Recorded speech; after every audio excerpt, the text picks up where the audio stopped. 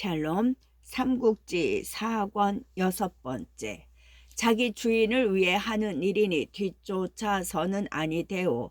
조조가 정욱의 말에 그렇게 답한 뒤 장요를 보고 말했다.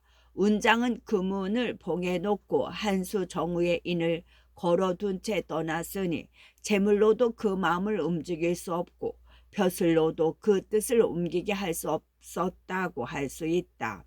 실로 내가 우러르고 싶은 사람이다 생각건대 그는 아직 멀리 가지 못했을 것이다. 나는 그를 뒤따라 마지막으로 내 정을 보이고 싶으니 그대는 먼저 가서 잠시만 머무르라 이르라.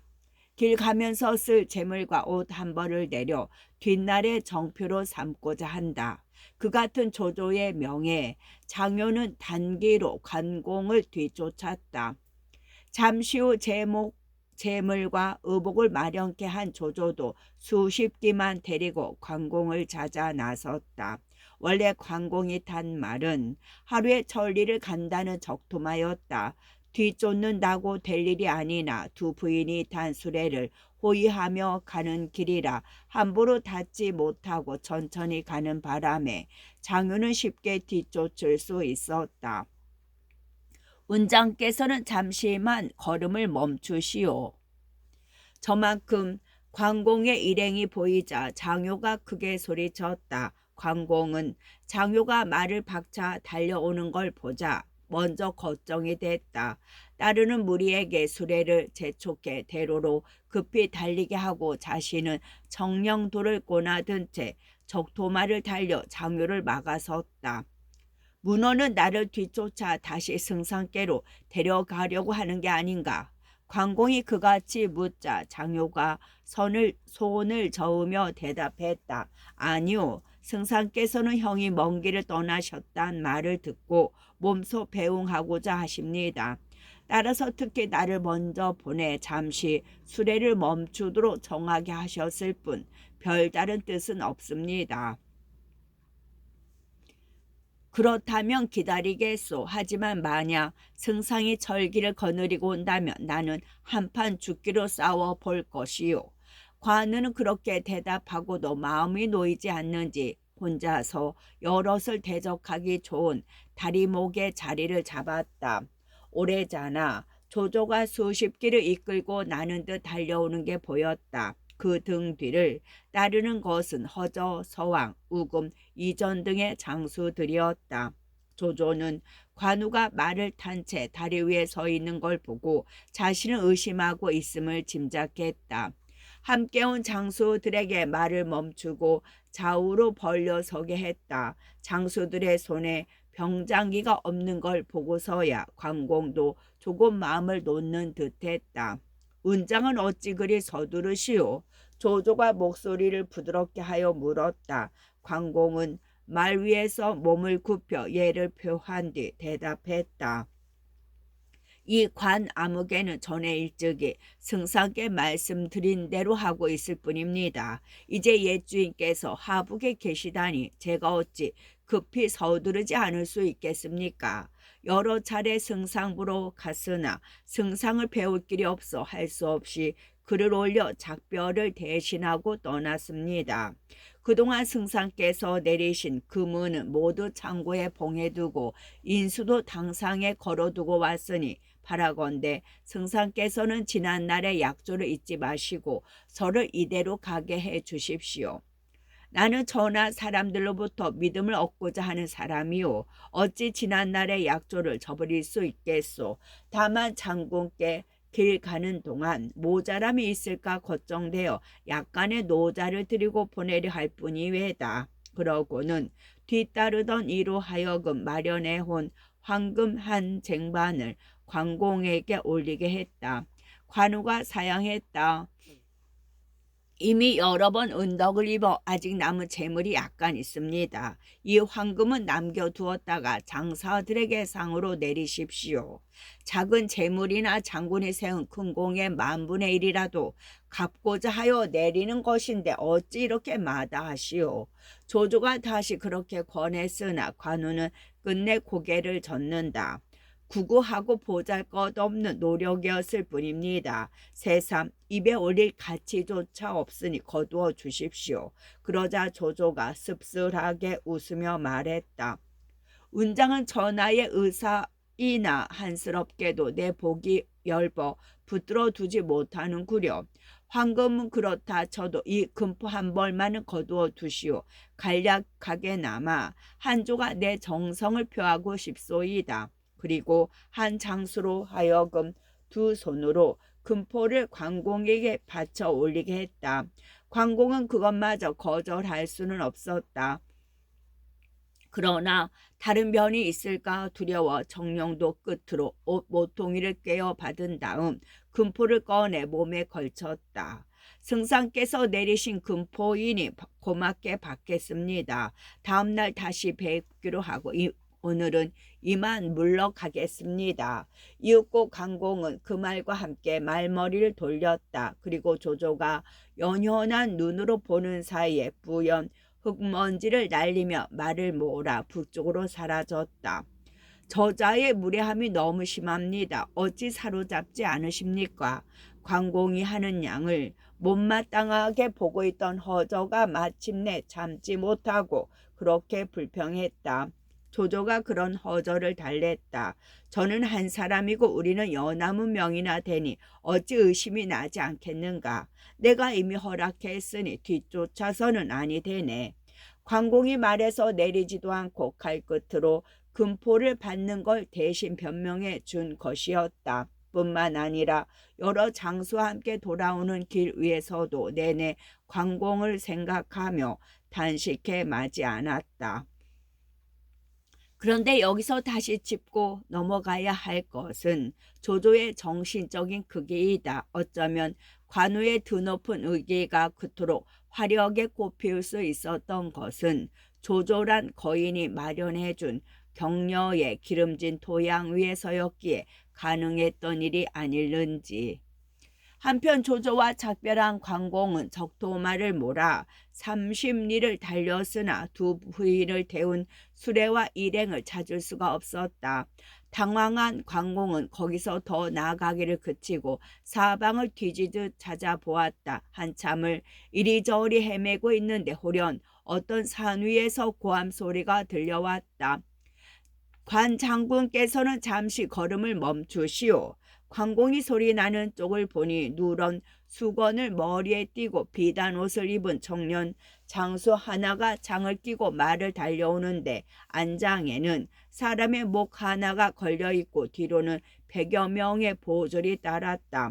가까이 다가온 그에게 관공이 물었다. 그대는 누구인가? 그러자 청년은 창을 버리고 말에서 내리더니 땅에 엎드려 절했다. 관공은 혹시 속임수가 있을까 두려워 청령들을 힘주어 잡으며 다시 물었다. 장사는 누군가? 바라건대 이름부터 대도록 하라. 그제서야 청년이 대답했다. 저는 양양 사람으로 이름을 요화요. 자는 원금이라 씁니다. 세상의 어지러움에 무리 500여 명을 모아 도적질로 살아가고 있었는데 조금 한패인 두원이란 자가 산을 내려갔다가 잘못하여 두 주인을 잡아 채로 돌아왔습니다.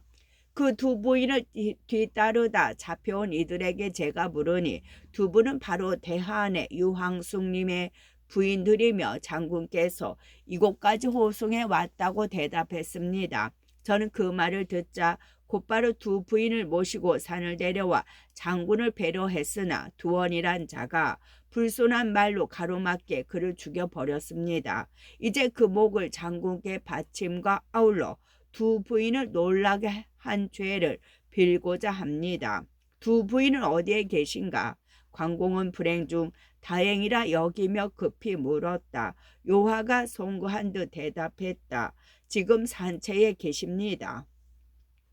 그렇다면 얼른 모시고 내려오도록 하라. 관공이 다시 그렇게 재촉했다. 그러자 오래자나 또 다른 100여 명이 두 부인이 탄 수레를 겹겹이 둘러싼 채 그곳에 이르렀다. 말에서 내린 관공은 정량도를 세워둔 채 두 손으로 모으고 수레 앞에 나가 문안을 들이며 물었다. 두 분 형수님께서 놀라시지는 않으셨습니까? 만약 요 장군이 도를 보아 주시지 않았더라면 이미 두원에게 욕을 보았을 것입니다. 두 부인은 아직도 놀람과 두려움에서 깨어나지 못한 듯 떨리는 목소리로 대답했다. 대강 여호와의 말과 같으나 그래도 온전히 믿을 수 없다는 듯 관공이 이번에는 부인을 모시고 있던 군사들에게 물었다. 여호와가 어떻게 두 부인을 구했느냐? 두어는 두 부인을 산으로 잡아간 뒤에 여호와에게 각기 한 사람씩 아내로 삼자고 했습니다. 그런데 여호와는 두 부인께 신분과 이곳을 지나게 된 까닭을 물은 뒤 오히려 절하며 공경했을 뿐만 아니라 장군께 모셔드리려 했습니다. 두어는 그것을 듣지 않다가 여호와에게 죽음을 당한 것입니다. 군사들이 입을 모아 그렇게 대답했다. 관공은 그제서야 여호와를 믿게 된 듯 여호와에게 절하며 감사했다. 그런데 여호와는 거기서 그치지 않고 졸개들과 함께 관공을 따르려 했다. 관공이 가만히 생각해 보니 두 부인을 구해준 것은 고마우나 그들이 황건의 잔당이라는 게 아무래도 마음에 걸렸다. 그들과 함께 가지 않는 게 좋을성 싶어 뒷날을 기약하며 거절했다.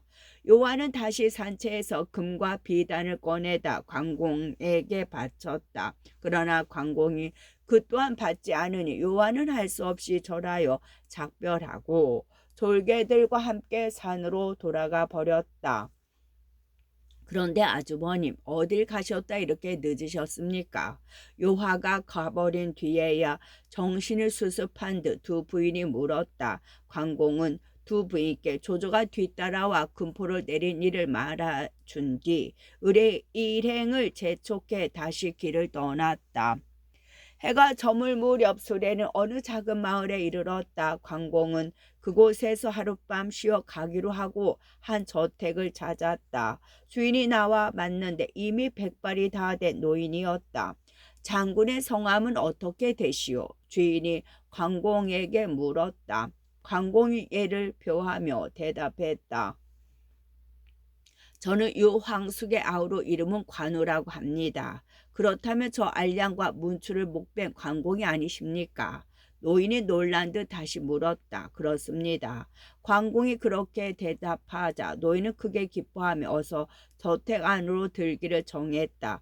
관공이 그런 노인에게 알렸다.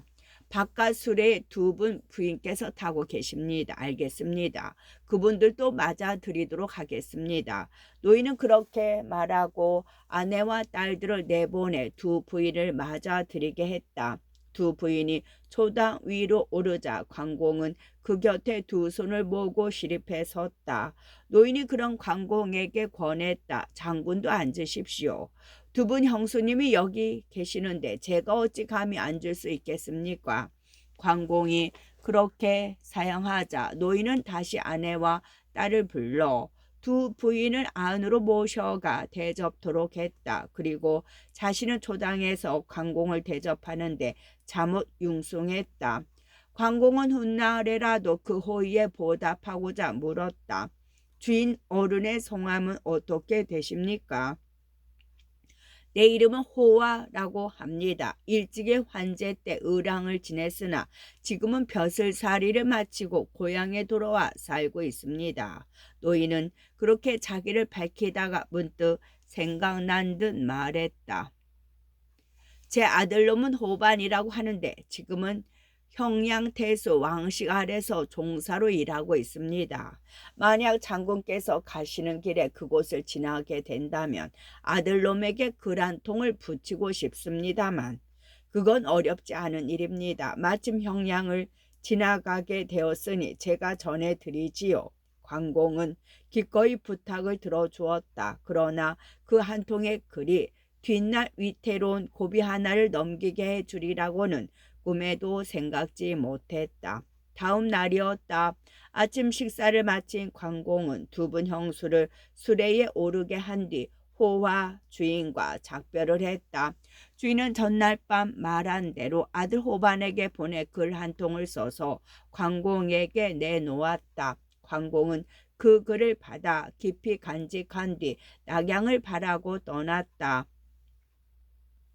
오래전에 한 관에 이르렀는데 이름하여 동령관이었다. 관을 지키는 장수는 공수란 자로 군사 500을 거느리고 고갯마루를 지키고 있었다.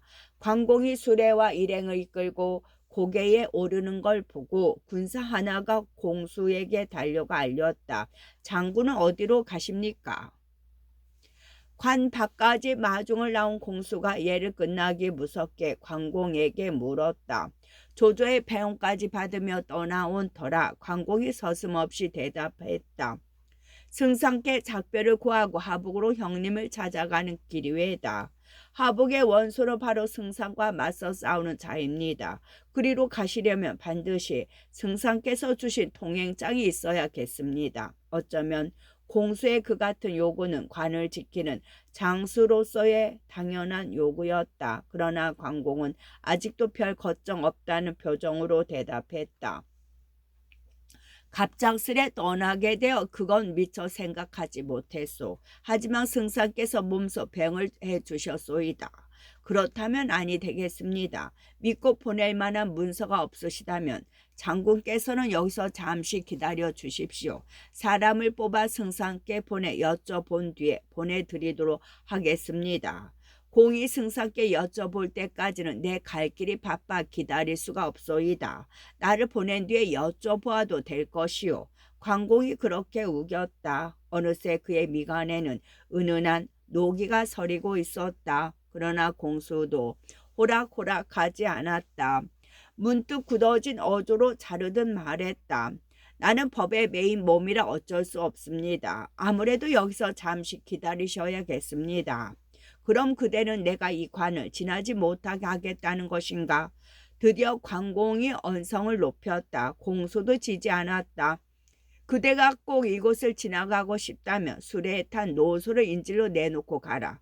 그러지 않고는 보낼 수 없다. 그러자 관공은 마침내 크게 성이 났다. 정령들을 번쩍 들어 공수를 찍으려 들며 소리쳤다. 이놈, 말이라고 다 하면 되는 줄 아느냐? 수레 위에 계신 분이 어떤 분이신 줄 알고 감히 인질로 내놓으란 것이냐? 조조가 몹시 관공을 아낀다는 걸 잘 아는 터라 일이 그렇게 될 줄 모르고 싸울 채비 없이 관을 나온 공수는 관공의 기세에 놀랐다. 급히 관 안으로 쫓겨 들어가 북을 올려 군사들을 모으고 자신도 갑옷으로 몸을 감싼 뒤에 말에 올랐다. 관원장이 비록 무서운 장수라 하나 그는 혼자나 다름없는 데 비해 자신에게는 500명의 정병이 있다는 걸 생각하자 공수는 불쑥 용기가 솟았다. 군사들을 몰고 앞장서 관 아래로 달려 내려오며 관공에게 소리쳤다. 이 건방진 놈, 네 어딜 감히 함부로 지나가려느냐. 그 같은 공수를 본 관공은 급히 수레와 그걸 따르는 무리를 멀리 물러나게 했다. 난군 중에 휩쓸려 뜻밖의 변을 당하는 일이 없게 하기 위해서였다. 늙은 군사들에게 호위되어 수레가 한켠으로 저만치 물러난 걸 보고 관공은 비로소 말을 내달렸다. 터무니없는 큰 소리에는 한마디 대꾸도 없이 똑바로 공수를 향해 달려갈 뿐이었다. 죽이려고 귀신이 씌었는지 죽으려고 귀신이 쓰였는지 공수도 그런 관공에게 창을 휘둘러 맞섰다. 그러나 두 마리 말이 한번 엇갈리는가 싶더니 운정의 정령도가 번뜩 가는 곳에 공수는 두 토막난 시체가 되어 말 아래로 굴러 떨어졌다. 멋모르고 장수를 따라 나섰던 공수의 졸개들은 그 광경을 보자 관공이 두렵다 못해 오금이 저렸다. 머릿수만 믿고 솟았던 용기는 어딜 갔는지 뿔뿔이 흩어져 달아나기 바빴다. 관공이 그런 그들에게 소리쳤다. 군사들은 단안하지 말라. 내가 공수를 죽인 것은 부득이한 일일 뿐 너희에게는 아무런 죄가 없다. 너희는 다만 입을 모아 승상께 전하기만 하면 된다. 공수가 나를 해치려 했기 때문에 할 수 없이 내가 그를 죽이게 되었노라고. 그 소리를 들은 군사들은 모두 달아나기를 멈추고 그 자리에 엎드려 관공에게 절했다. 관공은 곧 수레와 그를 따르는 사람들을 재촉해 주인 없는 관문을 지났다. 전날 길을 잡은 대로 낙양을 향해 나가는데 발 없는 소문이 먼저 낙양에 이르렀다. 그때 낙양 대수는 한복이란 자였다. 관공이 공수를 죽이고 동령관을 지났다는 소문을 들은 한복은 무리를 불러 모아 어찌할까를 의논했다. 승상께서 주신 동행장이 없다면 관우의 이번 길은 사사로운 것임이 분명하다. 막지 아니한다면 반드시 벌을 받게 될 것입니다. 아장인 맹탄이 일어나 똑똑한 채 말했다. 한복이 걱정스런 얼굴로 그 말을 받았다. 관공은 사납고 날래 하북의 명장인 알량과 문추가 나란히 그에게 죽음을 당했을 정도요. 아무래도 힘으로는 그에게 맞설 수 없으니 꾀를 써야만 사로잡을 수 있을 것이외다. 제게 한 가지 계책이 있습니다. 맹탄이 기다렸다는 듯 말했다. 한복이 반가운 얼굴로 물었다. 그 계책이 무엇이오? 먼저 관 입구를 녹각으로 막은 뒤 관우가 오기를 기다려 제가 군사를 이끌고 나가겠습니다. 한바탕 싸우다 제가 거짓으로 패한 채 관으로 유인해 오거든 대수께서는 녹각 뒤에 미리 심어둔 궁수들로 하여금 그를 쏘게 하십시오. 관우가 그 화살을 맞고 말에서 떨어질 때 바로 사로잡아 허도로 보내시면 됩니다. 아마도 조승상께서는 대수께 큰 상을 내리실 것입니다. 들으니 그럴싸한 데다 달리 마땅한 계책도 나오지 않아 한복은 맹탄의 말을 따르기로 했다.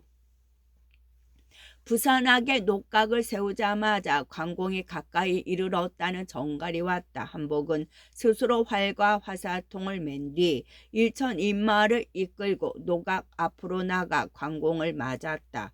거기 오는 분은 누구시오? 잠옷 정중한 물음이었다. 관공이 말 위에서 몸을 굽혀 예를 표하며 답했다.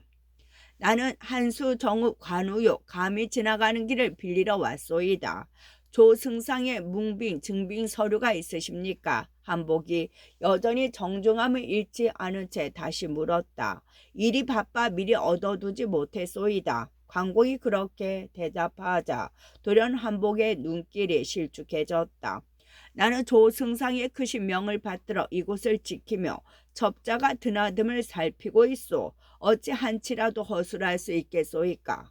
문빙이 없다면 그것은 바로 달아날 때뿐이요. 정중함이 가신 말투에 목소리까지 차갑기 그지없었다. 관공도 그 같은 한복의 표변에 불끈 노기가 솟았다. 이미 일 없이 지나갈 수 없을 바에야 공연한 입씨름으로 시간을 끌고 싶지 않아 봉의 눈을 부릅뜨고 소리쳤다. 동령관의 공수는 이미 내 손에 죽었다. 너도 죽고 싶어 길을 막느냐. 하지만 딴에는 채비를 갖출 대로 갖춘 한복이라 쉽게 움츠러들지 않았다. 오히려 채찍을 들어 관공을 가리키며 좌우에게 물었다. 누가 저놈을 사로잡아 오겠느냐. 급히 숨을 곳을 찾았지만 이미 때는 늦은 뒤였다. 한복의 머리에서 어깨 얼음에 걸쳐 관공의 정령도가 바람을 일으킴과 함께 한복의 그러자 맹탄이 기다렸다는 듯이 쌍칼을 휘두르며 말을 달려나갔다. 관공은 다시 수하들에게 두 부인이 탄 수레를 모시고 저만큼 비켜있게 한 뒤 말을 박차 맹탄을 맞았다. 맹탄은 원래 관공의 적수가 못 되는 데다 미리 짜놓은 계책이 있어 새 합을 채우지 않고 말머리를 돌렸다. 관공이 그런 맹탄을 놓아줄 리 없었다. 적토마를 박차 맹탄을 뒤따르더니 한 칼에 두 동강을 내어 버렸다. 맹탄은 관공을 유인할 것만 생각했지 그가 탄 말이 빠르기로 이름난 전하의 적토마임을 생각하지 못했던 것이다. 하지만 맹탄의 죽음이 전혀 헛된 것은 아니었다. 관공이 맹탄을 죽은 곳은 녹가 문 어귀에서 멀지 않았다. 기다리고 있던 한복이 말머리를 돌리려는 관공을 보고 화살 한 대를 날렸다. 활깨나 쏘는 한복이라 화살은 어김없이 관공의 왼팔에 박혔다. 관공이 입으로 왼팔에 박힌 화살을 물어뽑자 피가 샘솟듯 흘렀다. 그러나 관공은 돌아서지 않고 그대로 한복을 향해 말을 몰았다. 일천 인마가 가로막았으나 관공의 기세는 대쪽을 가르는 칼라 같았다. 무인지경 가듯 군사들을 해치며 한복을 향해 정령들을 겨누었다. 그제서야 한복은 급히 숨을 곳을 찾았지만 이미 때는 늦은 뒤였다. 한복의 머리에서 어깨 얼음에 걸쳐 관공의 정령도가 바람을 일으킴과 함께 한복의 목은 말 아래로 굴러 떨어졌다. 관공은 그 여세를 몰아 관을 지키던 일천 인마까지 가랑잎 훑듯 흩어버렸다. 그리고 두 부인이 단수레를 보호하며 바람처럼 관을 지나갔다.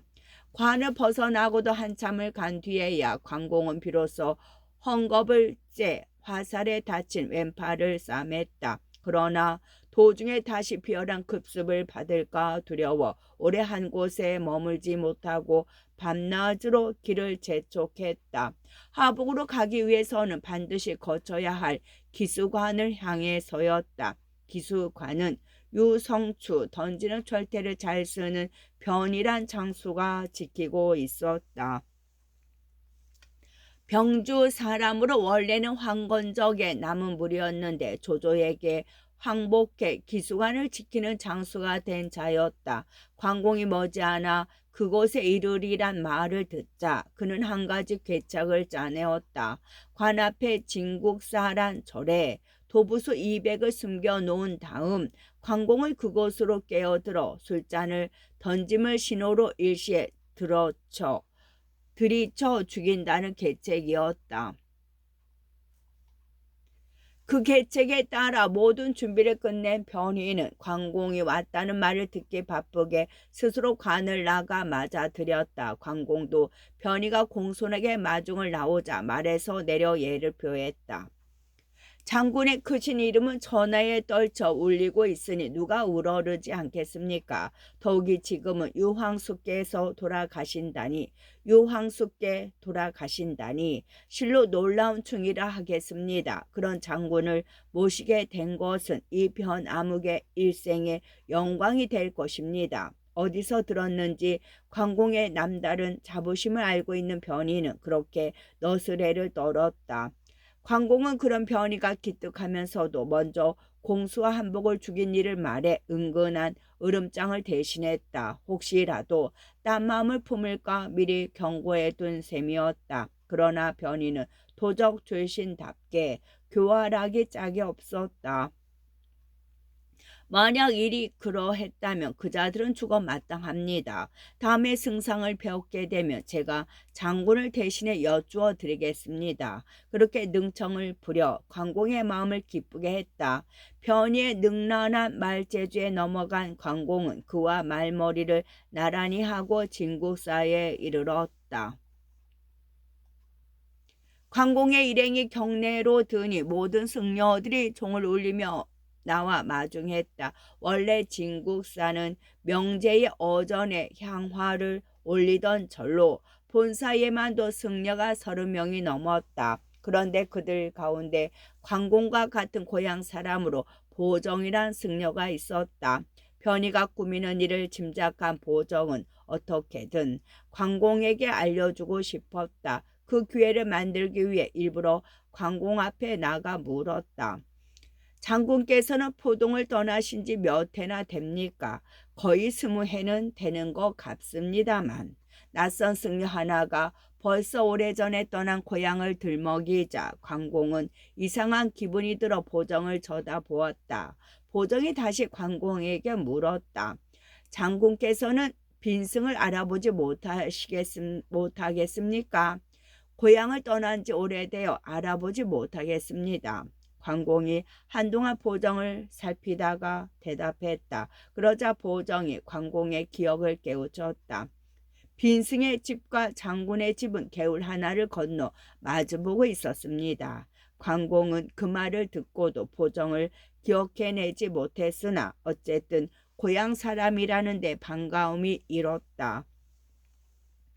오랜만에 그리운 고향 이야기라도 나누려고 입을 있었는데 문득 곁에 있던 변희가 보정을 꾸짖었다. 내가 지금 장군을 위해 잔치를 마련하고 모시를 하거늘 한낮 중에 지나지 않은 네가 무슨 말이 그리 많으냐. 보정이 같은 고향 사람의 정으로 자신의 흉계를 관공에게 알려줄까 두려워 쫓는 것이었다. 관공이 그런 변희를 말렸다. 그렇지 않소이다. 고향 사람끼리 서로 만났으니 어찌 애정을 풀려들지 않겠소. 그리고 변이 험악한 기세에 눌려 자리를 뜨려는 보정을 붙들었다.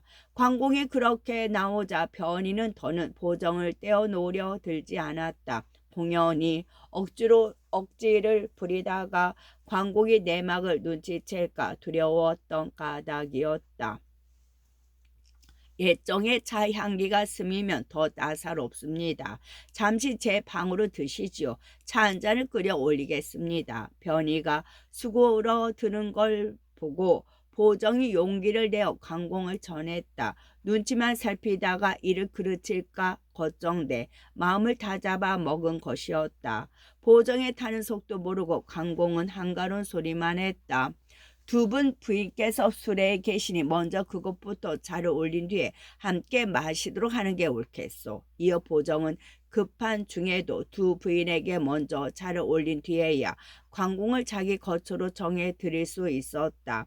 그러나 아무리 둘밖에 없는 방안이라고는 하지만 변희가 사람을 보내 엿듣는 게 걱정이 되었다. 보정은 알고 있는 것을 말로 하지 못하고 눈짓 손짓으로 대신했다.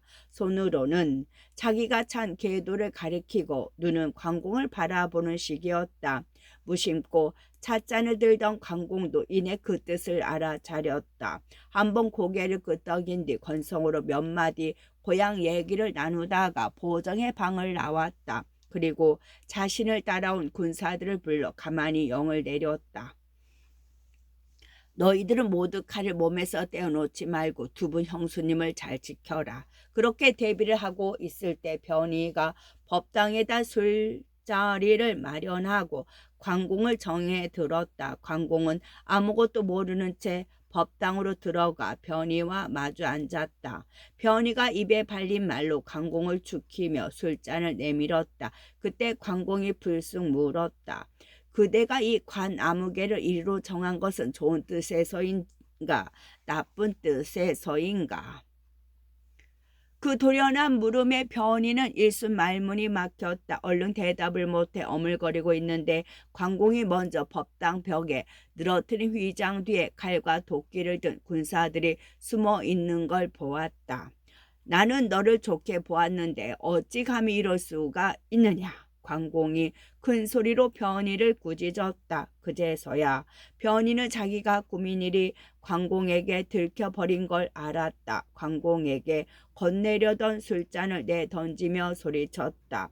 모두 나와 손을 써라. 그 소리를 듣자 휘장 뒤에 숨어있던 도부수들이 우르르 달려 나왔다. 그러나 어느새 뽑아든 관공의 칼 아래 집단 넘어가듯 하다가 거미 새끼처럼 흩어져 달아나 버렸다. 그 광경을 본 변희는 급했다. 술상을 걷어차며 법당을 빠져나가 낭하 쪽으로 달아났다.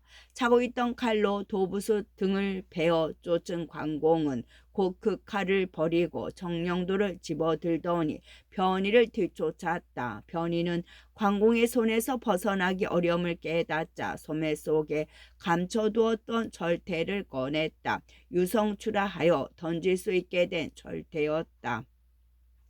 변희는 때를 보아 절대를 날렸다. 평소에 뽐내던 솜씨라 절대는 관공의 면상을 향해 그야말로 유성처럼 날아들었다. 하지만 그보다 앞선 것이 관공의 솜씨였다.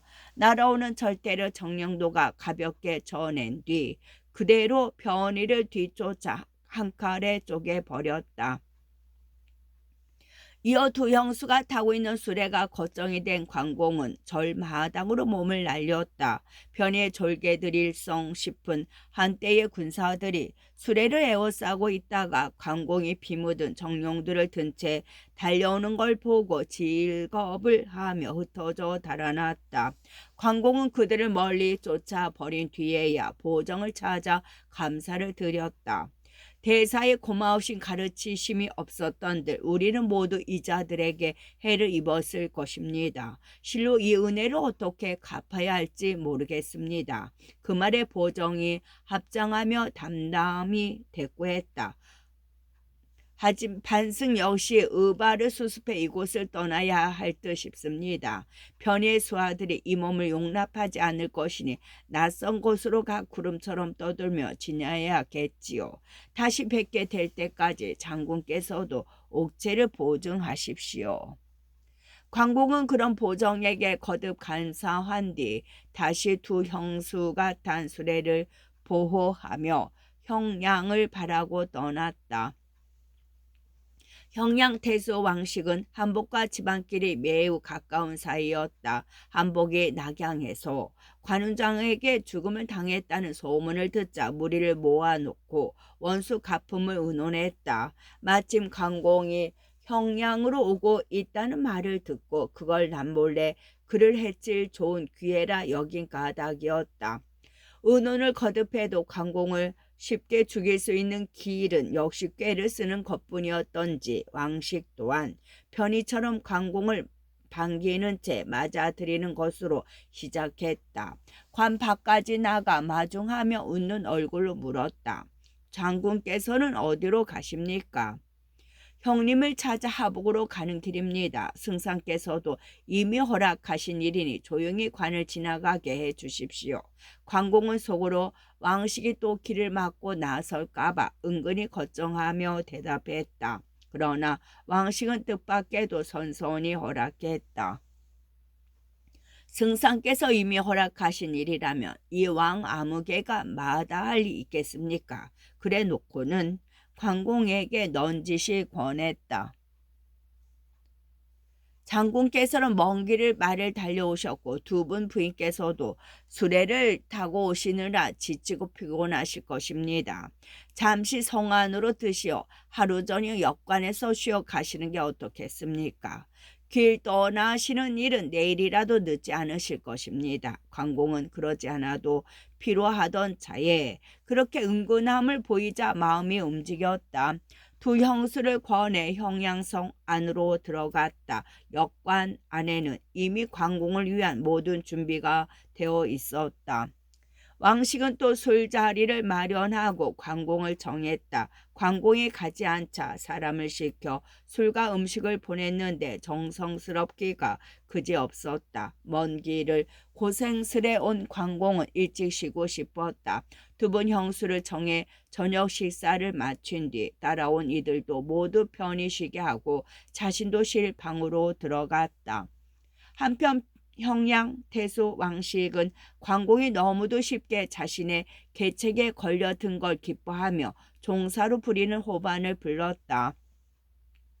오늘 온 관우는 승상을 저버리고 달아날 뿐만 아니라 여기로 오는 길에는 앞을 막는 대수와 관을 지키는 장수들까지 죽였으니 죄가 결코 가볍지 않다.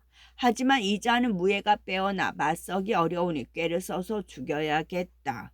오늘 밤 군사 1천을 이끌고 역관을 에워싼 뒤 각기 횃불 하나씩을 마련케 하여 삼경이 되거든 일제히 불을 지르게 하라. 끝.